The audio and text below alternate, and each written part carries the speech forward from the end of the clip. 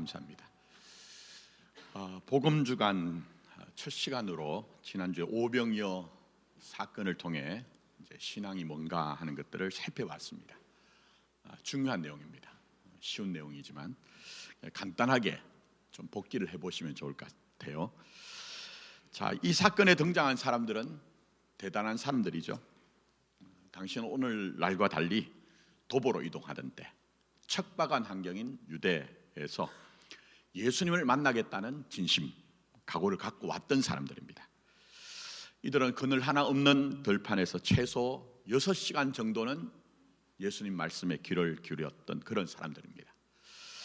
이뿐 아니라 이들은 예수님을 선지자로 또 왕으로 경배하겠다는 대단한 결기를 보입니다.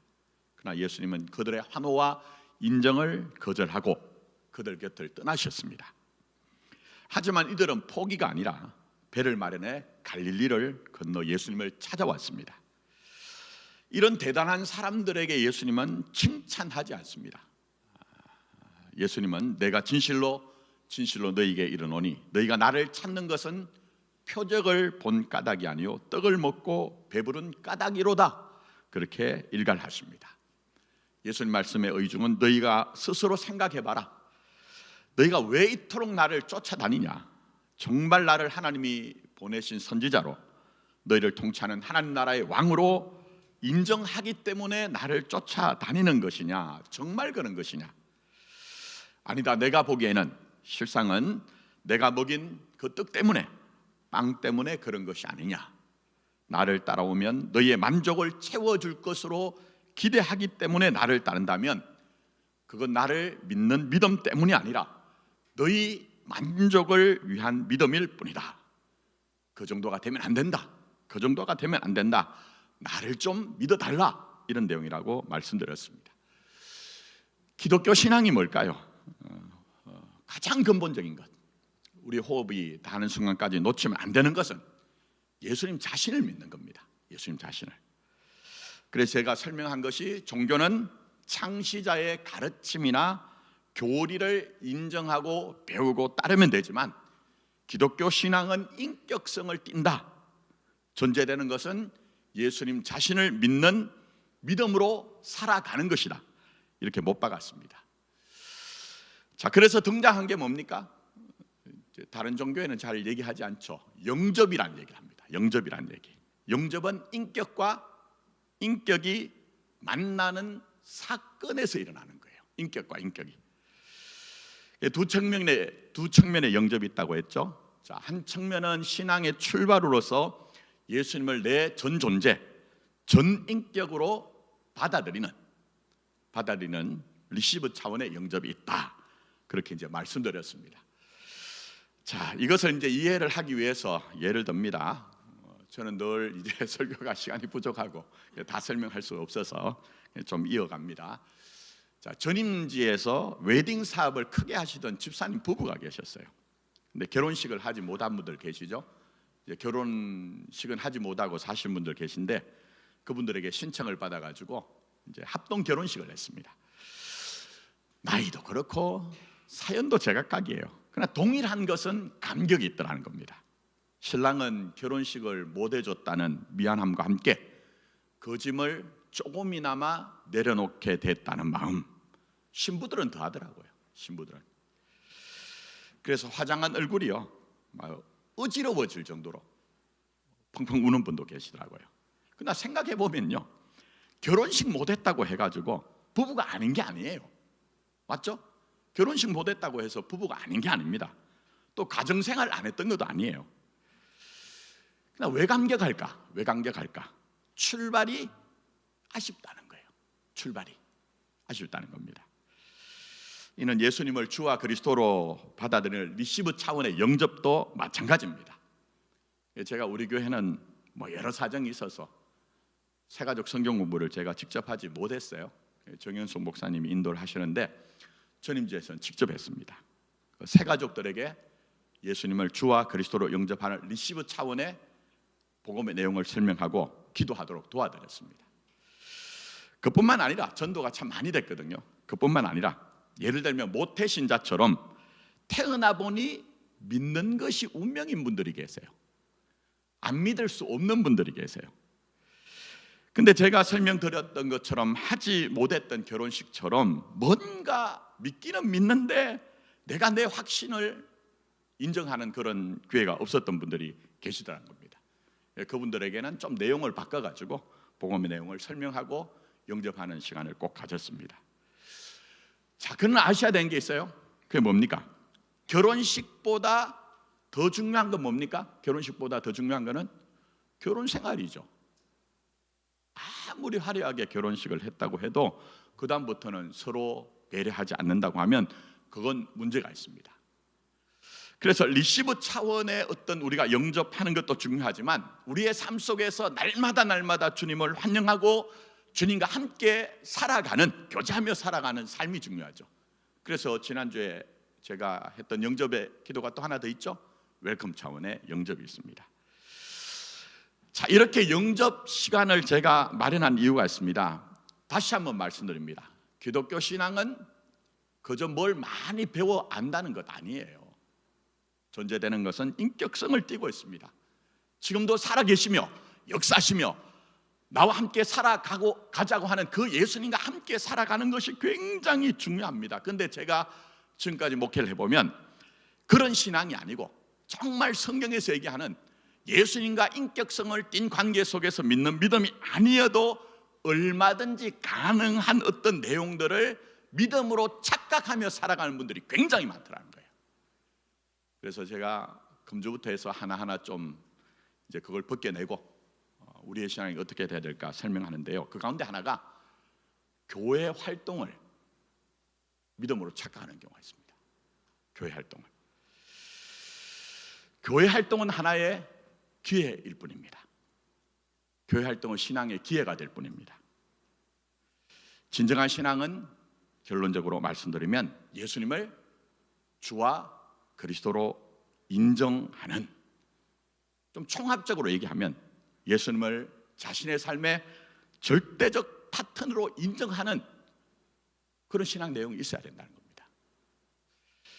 자, 오늘 본문 내용이 이제 어떻게 전개되느냐? 베드로 사도는 실패했던 사람이죠. 십자가 앞에서 우리처럼. 그러나 예수님은 포기하지 않으세요. 그래서 약속하신 성령님 오순절날 강림을 약속하셨고 그 약속대로 성령 하나님의 강한 임재를 경험한 십자가에서 도망했던 베드로는 자신의 실패와 좌절을 딛고 일어서 오순절 절기를 맞아 예루살렘을 방문한 수많은 본토 유대인들과 또 해외에서 방문한 디아스포라 유대인들을 대상으로 부활의 주님을 선포하는 내용입니다. 오늘 본문이 그 가운데 있습니다. 자, 그게 14절부터인데 베드로 사도의 설교를 압축한 내용, 복음의 정은으로서의 설교의 전부가 뭐냐? 그 내용이 오늘 우리가 봉독한 내용입니다. 너희가 십자가에 못 박은 예수님을 하나님이 살리셔서 어떤 분이 되게 하셨죠? 우리의 주와 그리스도가 되게 하셨다는 거예요. 주와 그리스도가 되게 하셨다. 여러분, 신자가 신앙으로 산다는 게 뭘까요? 그건 다름이 아니라 주와 그리스도가 되시는 예수님을 믿는 믿음으로 자기 일생을 사는 거예요. 그게 신앙의 내용입니다.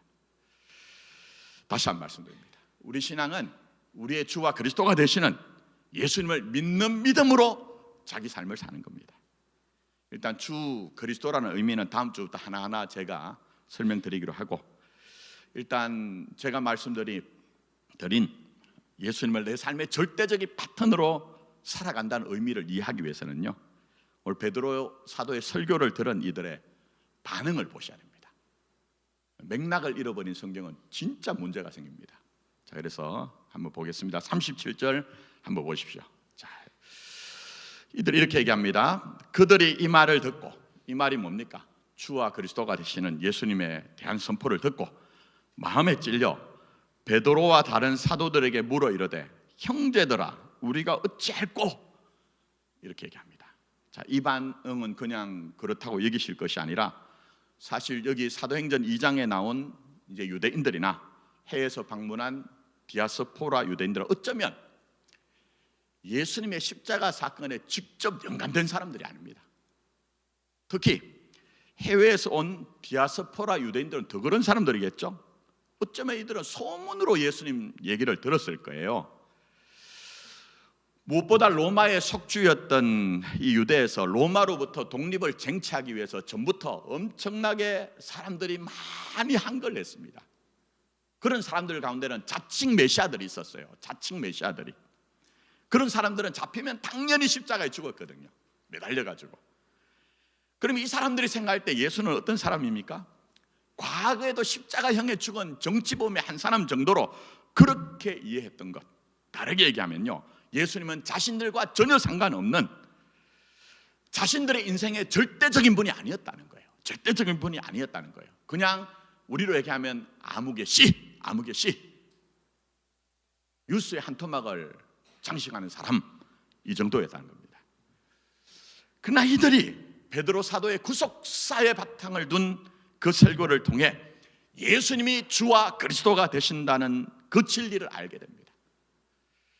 그래서 하나님의 나라와 구원에 대해, 그리고 자신들의 인생에 대해 절대적 파트너가 예수님이라는 사실을 심각하게 지금 도전을 받은 거예요. 그래서 우리가 어찌할꼬 깊은 탄식과 질문이 터져나오는 겁니다. 여기서 중요한 게 있죠. 그게 뭐냐 하면 그들에게 베드로가 38절에 회개하라 얘기합니다. 회개하라. 우리 조국교회에서 회개는요, 늘 감정적인 차원에서 해결했습니다. 특히 부흥회 때. 요즘은 그런 일도 잘 없습니다만, 강대상에서 부흥 강사가 회개하라 그렇게 얘기할 때 막 눈물 콧물 흘리고, 제 어린 시절을 보면 어떤 분들은 막 몸을 막 뒹굴기까지 해요. 그 회개를 내 마음에 거리끼는 것, 잘못된 것, 털어놓고 싶은 것 털어내어서 속 시원하게 살자. 너무 가격한 얘기입니까? 속 시원하게 살자. 뭐 이 정도로 그렇게 이해하는 것처럼 보이는 경우가 있더라고요. 그러나 이 회개하라는 말은 메타노에오라는 말입니다. 메타라는 말은 후라는 말이고요. 그리고 노에오, 알다라는 말이 합쳐진 말이에요. 자, 그럼 무슨 얘기냐? 이전에 이 사람들은요, 예수가 자신들의 인생에 주와 그리스도가 되신다는 것을 몰랐다는 거예요. 몰랐다는 거예요.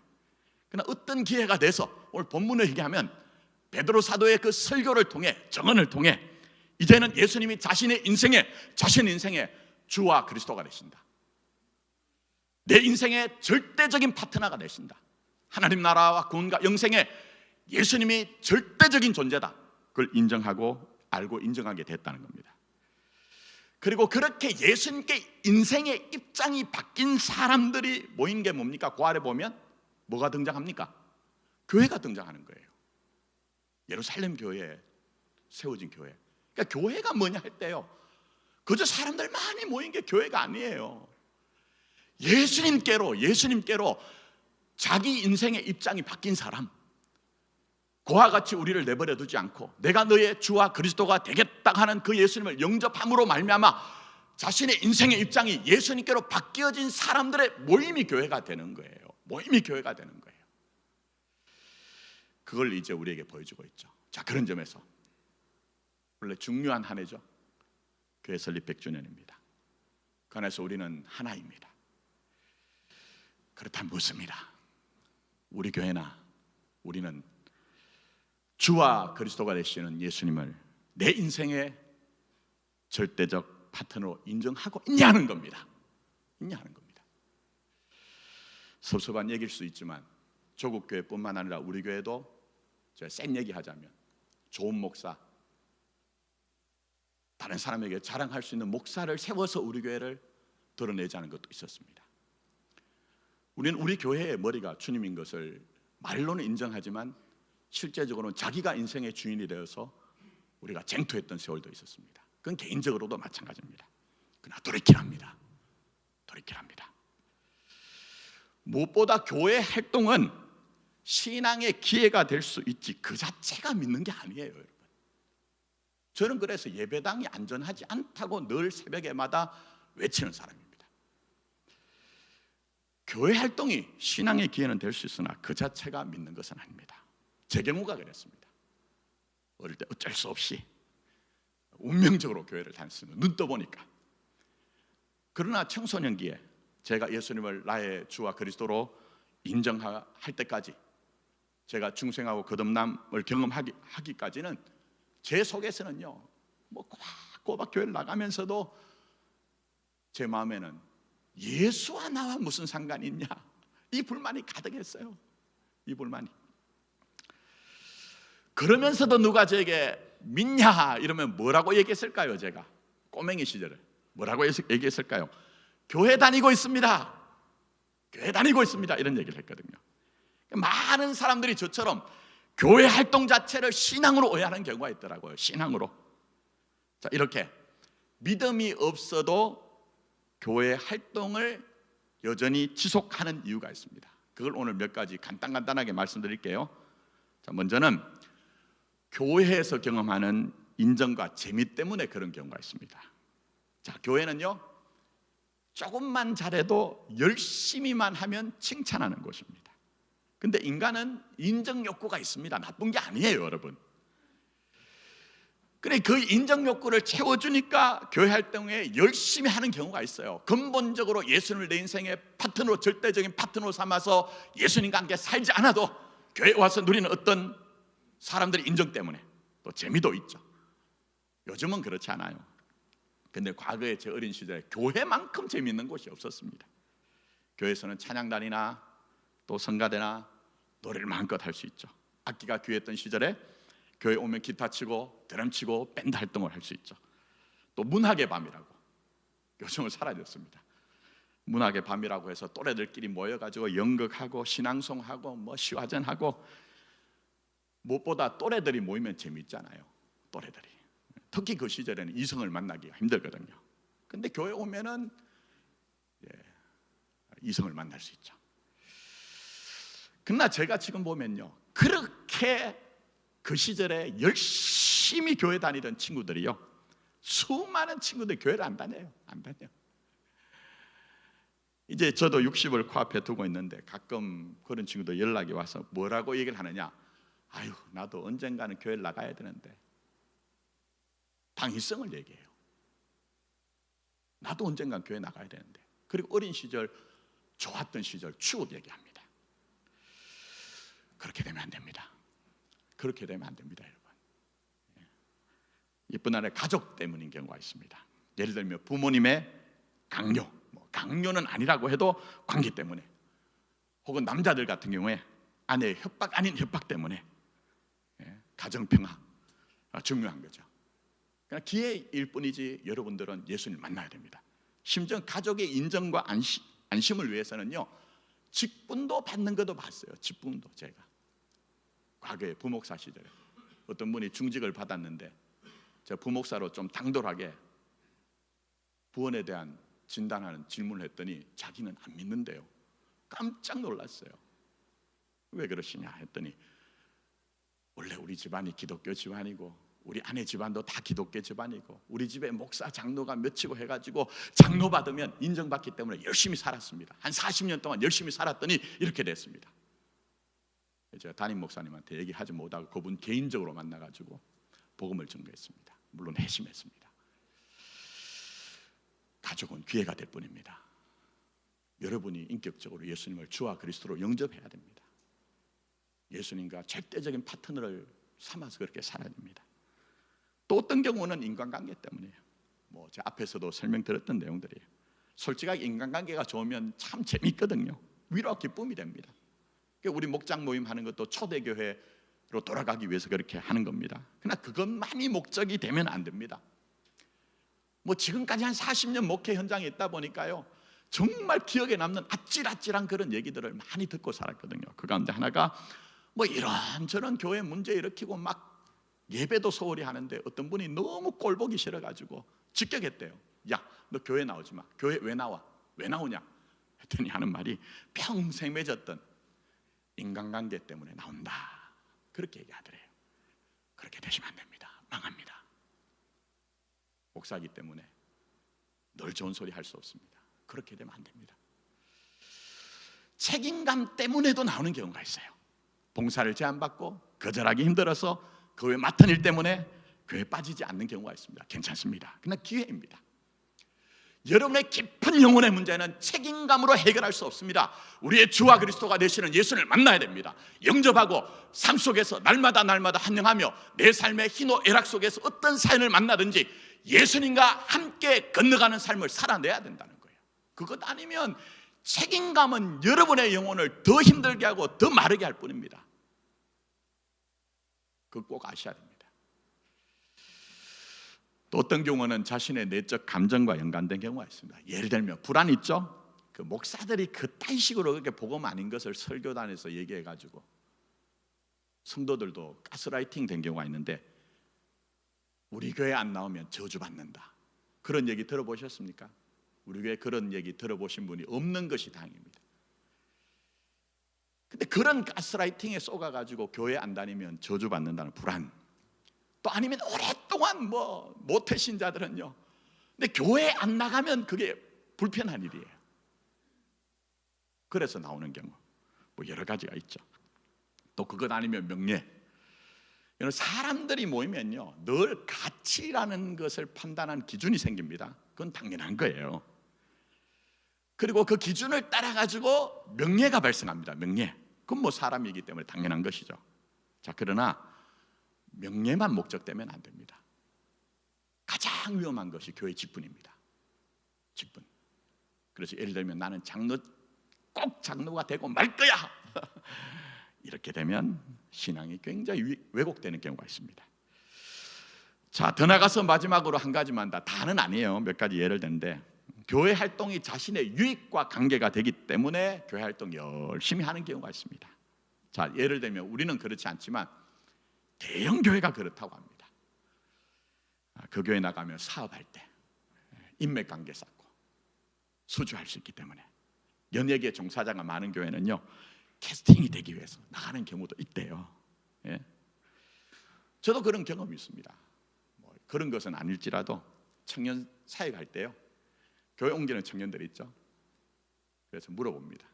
왜 교회 옮겼냐 물어보면, 제가 다니던 교회는요, 조그만 교회 가지고 짝을 찾을 수가 없습니다. 그래서 제가 이 교회 와가지고 짝을 찾으러 왔습니다. 이런 경우, 그러니까 이익 때문에, 유익 때문에, 필요 때문에 그런 경우가 있습니다. 자, 몇 가지 믿음 아니어도 가능한 교회 활동 예를 들었어요. 그러나 이건 정죄하자는 것이 아닙니다. 무슨 얘기냐면요, 여러분의 삶에는 얼마든지 예수님을 만날 기회가 열려 있다는 거예요. 그러나 이 기회가 여러분의 신앙의 전부라고 오해하지 마시고, 정말 중요한 것은 우리의 주와 그리스도가 되시는 예수님을 내 마음으로, 인격으로, 내 전 존재로 영접하여 예수님을 주와 그리스도로 인정하는 믿음으로 살아가야 되는 삶이 있어야 된다는 거예요. 저는 우리 교회 나오시는 분들이 이거 놓치지 않았으면 좋겠어요. 이거 놓치지 않았으면 좋겠어요. 오늘 성시교도 우리가 할 때 이사야가 전한 게 뭡니까? 이 땅에 있는 것들은 전부 다 없어진다. 전도서로 얘기하면 하벨, 그냥 하나의 호흡과 같다, 바람과 같다, 안개와 같다. 남는 것은 요 하나님의 말씀이다. 그렇게 하잖아요. 그러니 여러분, 어떤 삶의 현실이 있더라도 내 삶의 가장 중대하고 소중한 파트너로 예수님을 의식하고 예수님과 함께 사십시오. 그게 가장 중요한 겁니다. 만약 이 진리 내용을 잃어버리고 그저 교회 활동이 내게 전부가 된다고 하면 경건의 모양은 취할 수 있으나 경건의 능력을 부인하는 자의 삶을 살아 자신에게 손해가 됩니다.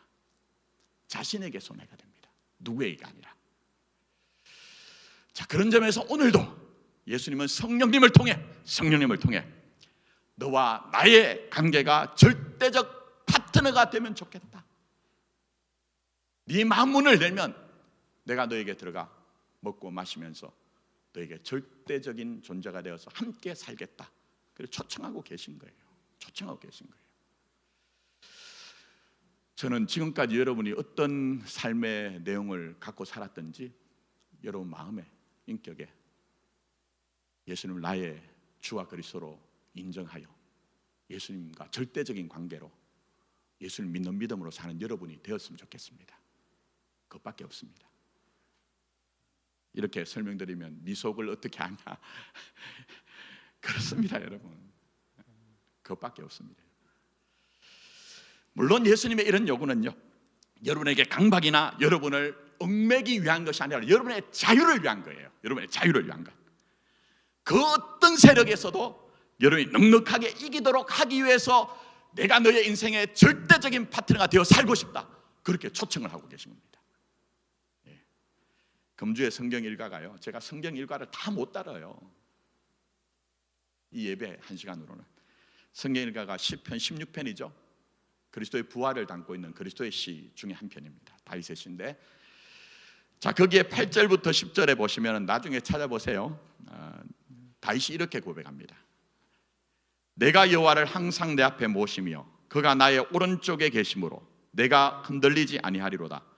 이러므로 나의 마음이 기쁘고 나의 영도 즐거하며 내 육체도 안전히 살리니 이는 주께서 내 영혼을 소울에 버리지 아니하시며 주의 거룩한 자를 멸망시키지 않으실 것임이니라. 그렇게 고백합니다. 근데 이 내용이 어디 나오냐? 오늘 본문, 읽은 본문, 봉독한 본문이 포함된 사도행전 2장 25절에서 28절의 베드로 사도는 예수님의 부활 사건에 연결합니다. 이 말씀 연결합니다. 또 사도 바울도 비시디아 안디옥에서 복음을 전할 때에 사도행전 13장 34절에서 35절에 부활의 예수님을 전가할 때 이 시편을 인용하고 있습니다. 자, 무슨 얘기냐? 자세하게 얘기하지 못하고요, 제가 기회 있을 때마다 말씀드렸죠. 구속사적으로 다윗을 비롯해서 구약의 믿음의 선배들은 장차 이 땅에 와서 죽고 다시 살아 믿는 모든 자들에게 주와 그리스도가 되실 메시아를 멀리서 소망하고 멀리서 기다렸다, 그렇게 말씀드렸죠. 오늘 제가 거기 이제 성경 일가로 했던 시편 16편이 다윗의 고백이 그렇습니다. 그리고 이제 그게 이루어졌다는 거예요. 그 예언이 이루어졌다는 거예요. 자, 그러면 저와 여러분은 어떻다고 했죠? 다윗을 비롯한 구약에 있는 믿음의 선배들이 대단한 것처럼 보여도 여러분이 더 대단하다. 왜 그러냐? 그들이 그렇게 멀리서 소망하고 기다렸던 그 주와 그리스도가 되신 예수님을 여러분 이미 받으셨잖아요. 십자가에 죽으시고 벌하신 예수님을 주와 그리스도로 받으셨잖아요. 그래서 그들보다 어떤 면에서 더한 영광과 명예와 권세 안에 있다고 제가 늘 말씀드렸습니다. 자, 그런데요, 하나님의 역동적인 섭리와 경륜과 일하심 안에서 장차 오실 메시아를 소망했던 다윗이 보여준 삶이 뭐냐? 그건 예수님을 주와 그리스도로 모신, 정말 예수님을 자신의 삶의 절대적 파트너로 모신 자의 삶의 내용이 뭔가를 설명하고 있습니다. 자, 그걸 잘 간단하게 말씀드릴게요. 16편 1절에 들어가자 말자 아주 힘든 얘기를 합니다. 다윗은 하나님이여 나를 지키소서 내가 죽게 피하나이다, 그렇게 얘기합니다. 왜 얘기할까요? 지금 절박하기 때문에 그렇습니다. 생존의 위기를 지금 겪고 있기 때문에 그렇습니다. 자, 그런데 이런 상황에서 제가 인용한 이제 8절에서 11절 말씀은 한마디로 얘기하면 하나님을 절대적인 파트로 모셨다는 거예요. 내 상황이 어떻든지. 이는 마치 욥기 13장 15절에 그가 나를 죽이실지라도 나는 그를 의지하리라. 그가 나를 죽이실지라도 나는 그를 의뢰하리라고 그렇게 고백한 것처럼 내 믿음이 얼마나 강하냐 약하냐 이런 거 얘기하는 거 아니에요. 그건 2차적인 거예요, 여러분. 성경에서 얘기하는 믿음은 내 믿음이 얼마나 강하냐 하는 것이 아니라, 그런 것으로 나를 판단하는 것이 아니라, 심지어 내 믿음이 심하게 흔들려도 나의 생사를 넘어서 내 성공과 실패를 넘어서 내 운명 자체를 내 인생의 절대적인 파트너인 하나님께 맡기겠다, 이런 내용이에요. 이런 내용. 이런 다윗을 통해 우리에게 요청하는 것은 죽고 다시 사신 예수님을 주와 그리스도로 우리 삶의 절대적인 파트너로 인정한다면 다윗이 그랬던 것처럼 6절에 보시면 내게 줄로 지어준 구역, 나의 기업이라는 표현이 나오는데 그건 우리 삶이에요.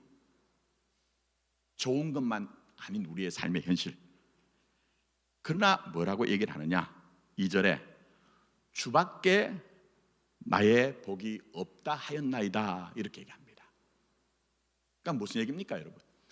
여러분이 정말 주와 그리스도가 되시는 예수님을 내 인생의 절대적인 파트너로 인정하며 살면 다 좋은 것만도 아닌 내 삶 가운데서 그 삶 자체에서 주님이 내 복이라는 것을 알려주신다, 누리게 하신다, 이런 얘기입니다. 여기 이 복은요, 바라크란 말이 아닙니다. 바라크는 좀 현실적인 복이에요. 돈 잘 벌고 건강하고 자식들 잘 되고, 그건 바라크입니다. 근데 여기 복은 우리 저기 안대선 홀에 있죠? 무슨 말이 있습니까? 홀 이름이 토브라는 말이 있습니다. 선하다, 좋다, 아름답다는 얘기입니다. 그 내용이 어디 나옵니까? 그 내용의 실체는 대표적으로 시편 23편에 나옵니다. 다 기억하시죠? 어떤 복인지? 다윗은 얼마나 우여곡절 많은 삶입니까? 제가 부목사실에 어떤 분이 애 이름을 어떻게 지으면 좋을까요? 제가 가만히 있었죠. 뭐 제가 장명소도 아니고 그랬더니 우리 애 이름을 다윗이라고 지으면 안 좋을까요? 제가 속으로 다윗을 알고나 아나? 다윗이 어떤 꼴을 당했는데, 어떤 우여곡절을 겪었는데 애 이름을 다윗이라고 하나? 다윗은 여러분 영웅이었다, 위대했다, 편안했다 이런 얘기가 아니에요. 제가 설명드리지 않죠. 다 아시기 때문에. 조금만 생각해 보면요, 그런 인생 살고 싶다고 손들 사람은 아무도 없습니다. 솔직하게 말씀드려서 그런 사람 없습니다. 근데 다윗은 복을 얘기합니다. 그 복이 뭡니까? 시편 23편 제가 읽어드릴 때 여러분 마음으로 한번 따라 보세요. 예수 안에 있는 내 인생이 그렇다, 여러분이 여기시면서 인정하며 따라오시 바랍니다. 여호와는 나의 목자시니 내게 부족함이 없으리로다. 그가 나를 푸른 풀밭에 누이시며 쉴 만한 물가로 인도하시는도다. 내 영혼을 소생시키시고 자기 이름을 위하여 의의 길로 인도하시는도다. 내가 사망의 음침한 골짜기로 다닐지라도 해를 두려워하지 않는 것은 주께서 나와 함께 하심이라. 주의 지팡이와 막대기가 나를 안위하시나이다. 주께서 내 원수의 목전에서 내게 상을 차려주시고 기름을 내 머리에 부으셨으니 내 잔이 넘치나이다. 그 다음 뭐라 합니까? 내 평생에 선하심과 인자심이 반드시 나를 따르니 내가 여호와의 집에 영원히 살리로다, 이렇게 얘기합니다. 요 복을 대표적으로 신약으로 얘기하면 로마서 8장 28절 말씀입니다. 저는 너무너무 좋아합니다. 믿기 때문에 그렇습니다. 다 아시죠? 하나님을 사랑한 자 곧 그의 뜻대로 부르심을 입은 자들에게는 모든 것이 어떻게 해요? 합력하여 선을 이루느니라, 그렇게 되는 겁니다. 아무쪼록 여러분, 교회 활동이란 믿음 아니어도 가능한 정도가 아니고요, 정말 예수님을 나의 주와 그리스도로 내 삶의 절대적인 파트너로 인정한 믿음으로 살아 누구나 다 걸어가야 되는 생로병사라는 인생 과정과 그 안에서 마주하는 희노애락이라는 사연에서 세상에는 허락되지 않은 하나님이, 예수님이 나의 복이란 은혜 중에 은혜, 축복 중에 은혜, 축복을 정말 주와 그리스도가 되신 예수님을 인정하고 믿고 따름으로 말미암아 충분히 누리시는 저와 여러분 되기를 예수님의 이름으로 축복합니다. 기도하겠습니다.